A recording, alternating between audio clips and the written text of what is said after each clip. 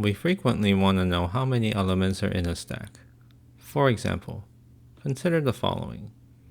There are 4 elements in this stack. The number of elements in a stack is also called the length of a stack. Therefore, the length of the stack 11, 29, 5, 17 is 4.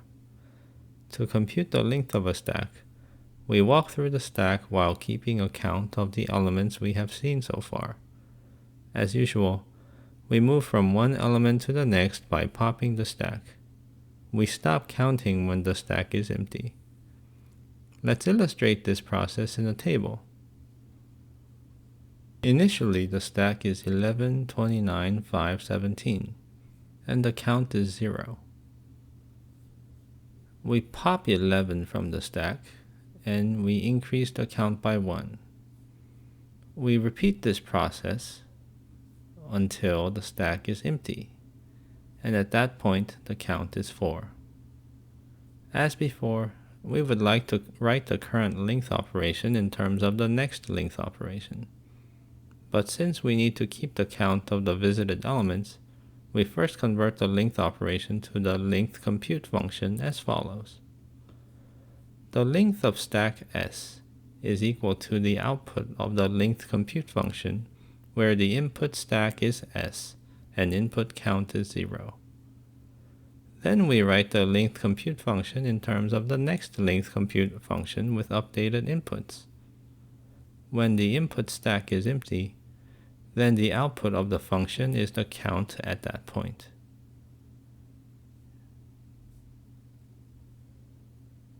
Here are 2 properties that more precisely describe the length compute function. Property 1 says that the output of the length compute function, where the input stack is x, y, and count is c, is equal to the output of the length compute function, where the input stack is y, and the count is c plus 1. If we compare the top with the bottom, we can see that the x is missing on the bottom, and the count is increased by 1. Property 2 says that the output of the length compute function, where the input stack is empty and count is c, is equal to c. For example, suppose we have the stack 5, 7, 8, and we want to compute the length of this stack.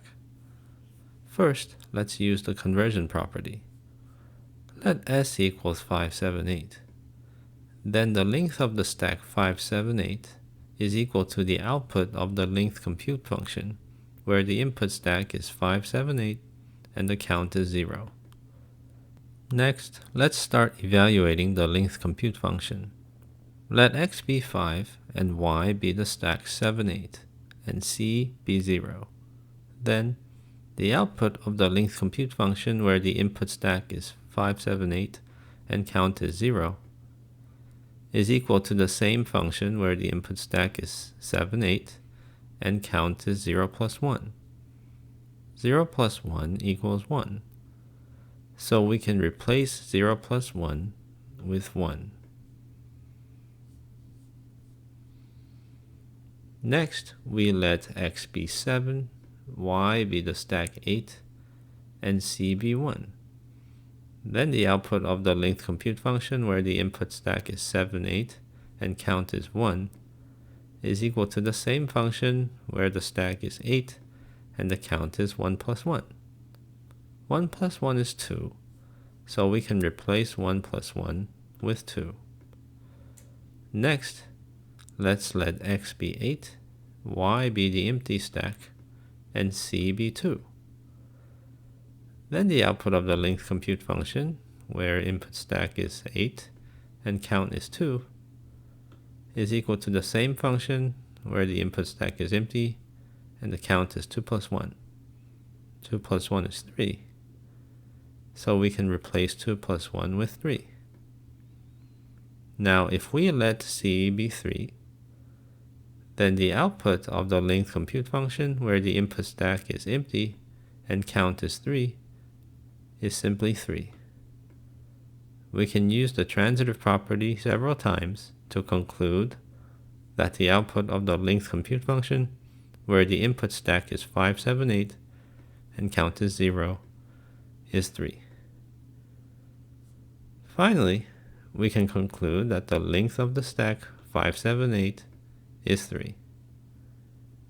This seems like a lot of work just to get the length of the stack.